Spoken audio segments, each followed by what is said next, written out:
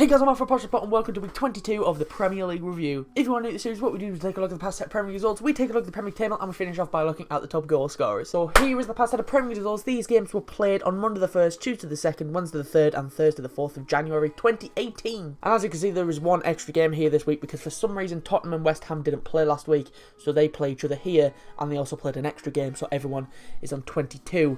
So, you know, you get one extra game this week, so it's fine for some. Also, next to the game are the times of this video, so if you want to hear about a specific game, just go to the time next to the match and skip out all the other crap. But without further ado, let's get into our first match. And we start with Arsenal versus Chelsea. It was a very entertaining game despite the lack of goals in the match, but someone would eventually take the lead 20 minutes in the second half when Jack Wilshere got his first Premier League goal of the season. Wilshere actually started the move as he played it to Ozil, who played it to Rob Holding. Holding's pass was blocked by Alvaro Morata, but it fell to Wilshere, and midfielder absolutely smashes it past Courtois at the near post. But 5 minutes later, Chelsea got the perfect chance to level the game up when they were awarded a very soft penalty. Eden Hazard was fouled by Hector Bellerin in the box. When I say fouled, Bellerin lightly kicked Hazard's foot, and Hazard goes down like a sack of shit. There was contact, but it was very little. Hazard does throw himself to the ground, but nonetheless Hazard stepped up to take it as Petr Cech dived to his left as Hazard put the penalty down the middle. And Chelsea would take the lead 5 minutes from the time when Marcos Alonso got his 6th league goal of the season. Substitute Willian started as he pinged a ball across the pitch to David Zappacosta. Zappacosta got past Ainsley Maitland-Niles, then put a low cross into the box, and there ghosting at the near post was Marcos Alonso, and he finishes nicely past Cech. But Arsenal would rescue a point in the 92nd minute when Hector Bellerin got his first goal of the season. It started with a cross into the box and Marcos Alonso failed to clear properly. It fell to Bellerin, who caught it on the volley back across goal and into the top corner. And that's how the game ended. Like I said, a very entertaining game. Chelsea probably should have won this as Alvaro Morata had about 3 one-on-one chances, but his finishing was poor, especially the first one. It was like one-on-one with Cech, no pressure on him, and he put it a good 2 foot wide. But in the end, both teams pick up a point in a very entertaining London derby.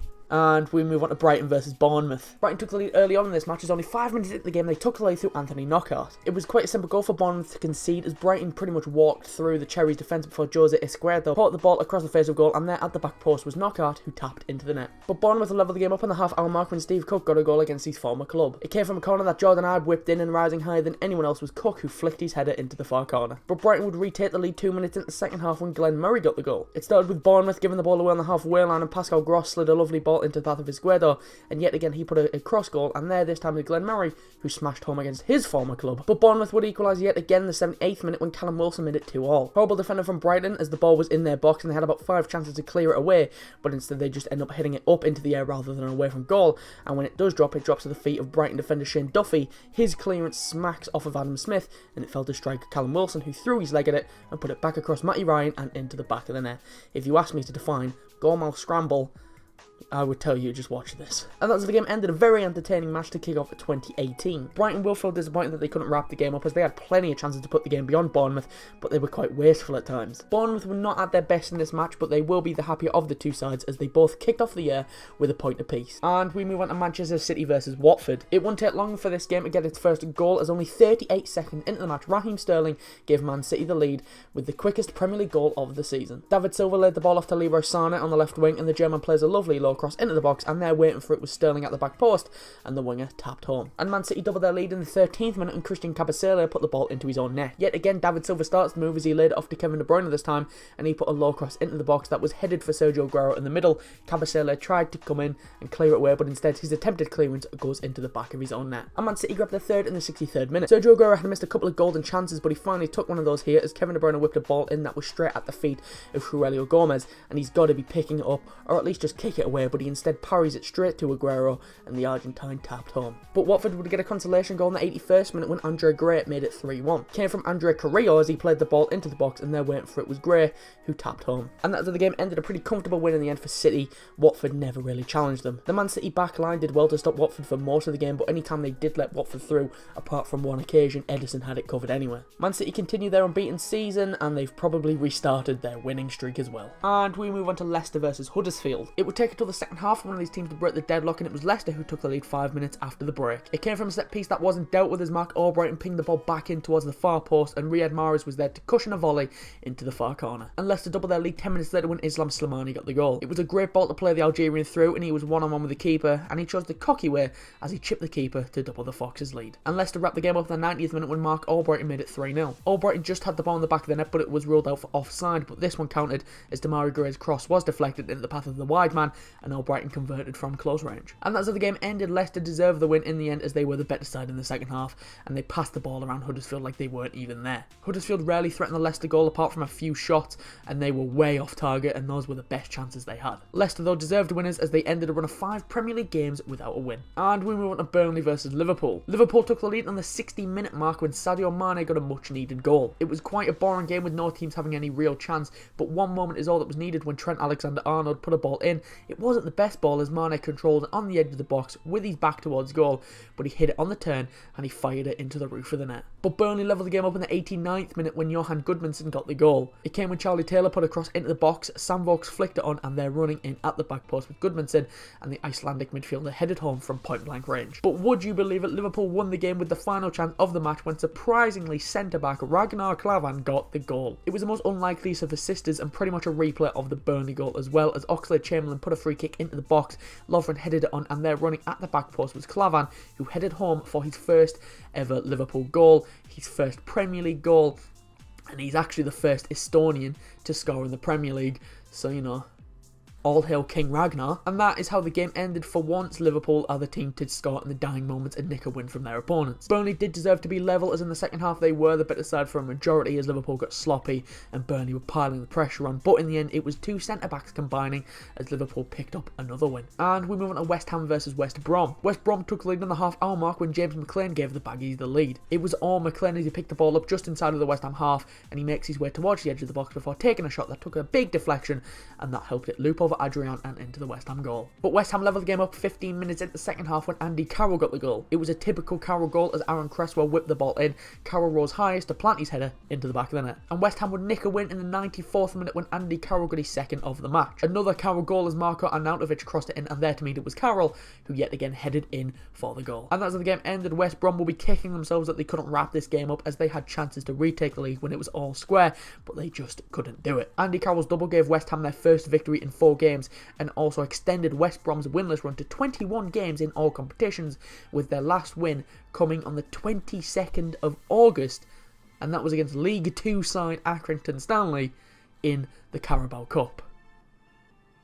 Wow. And we went to Southampton versus Crystal Palace. Southampton took the lead in the 70th minute when Shane Long got his first goal in nearly a year. The Irish striker hadn't scored since February 2017, but for a man who must have forgotten what the goal looked like, it was a very tidy finish as Jeremy Pied's cross is met by the striker, who sweeped it in first time into the top corner. But Palace equalised in the 70th minute when James McArthur got the goal. It came when Christian Benteke headed the ball across goal, and there to meet it was McArthur who volleyed the ball into the back of the net. And Palace would take the lead in the 80th minute when Luka Milivojevic scored a beautiful goal. The ball was played to the midfielder and he calmly hit it first time 25 yards out, and he curled it into the bottom corner. And that's how the game ended. A lovely strike from Milivojevic completed the turnaround for Palace as they pick up a big 3 points against one of their bottom half counterparts. Palace will be pleased with the 2 games they've played this week, with them picking up this win and a draw against league leaders Man City.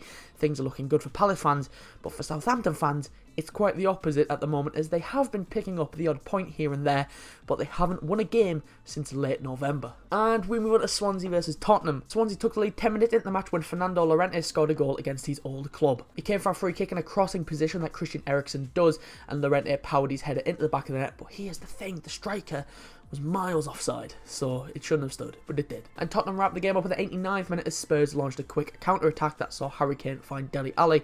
His first shot was saved by Fabianski, but the rebound falls straight back to him, and he makes no mistake as he put the ball home. And after the game finished, Swansea will be disappointed not to get something from this game, as crucial refereeing decisions went against them. I've already talked about the offside goal, but then later on in the game they should have had a man advantage when Davinson Sanchez should have been shown a second yellow card, but he wasn't, and he was subbed off seconds later. Tottenham had the rub of the green in this match as they picked up a win in Wales. And we move on to Everton versus Manchester United. It took until 10 minutes in the second half for one of these teams to take the lead, and it was Manchester United who did, through Anthony Martial. Juan Mata and Paul Pogba linked up on the left before Pogba squared it across the edge of the box, and it was Anthony Martial who curled his shot straight into the top corner. Man United wrapped the game up in the 80th minute when they doubled their lead through Jesse Lingard. Pogba gave it to him, and then the rest was all Lingard as he evaded a half-hearted challenge before curling his shot high into the net, straight past Jordan Pickford. And that's how the game ended. A good win for United, who after 3 draws in a row needed it. Paul Pogba was especially good in this match, with him bagging both assists and both goals from United were really nice. I don't like to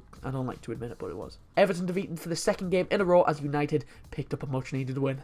And we went to Tottenham versus West Ham. This one was proper boring to watch. Like, Tottenham were attacking, but they hardly had a decent chance in the entire game, and West Ham just soaked up the pressure, and they actually opened the scoring in the 70th minute with their first shot of the game. It came out of nowhere. Pedro Obiang had the ball about 30 yards out, and he just smashed his shot that rises, and it's too hard for Hugo Lloris as he can't keep it out as the ball flew into the net. But Spurs would level the game up 10 minutes later when Son Heung-min made it 1-1. Another great goal, and yet again there was really nothing on as Son had the ball about 25 yards out, and the South Korean unleashes a shot that flies past Adrian straight into the top corner. And that's how the game ended, very much a tale of two halves, as the first half was and the second half was slightly less. Those two goals are really the only two proper chances in the entire game.